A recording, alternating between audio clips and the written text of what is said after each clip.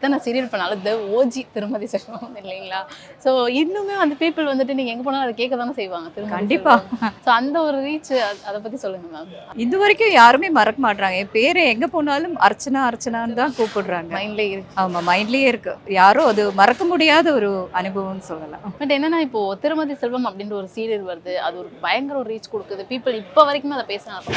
அடுத்தடுத்த ப்ராஜெக்ட்னு ஒரு சில விஷயங்கள்லாம் இருக்கு. அதுக்கப்புறம் எங்க போனாங்க அர்ச்சனா? அர்ச்சனாவே இருந்துட்டாங்களே, அதுக்கப்புறம் எங்க போனாங்கன்ற ஒரு கேள்வி வந்தது.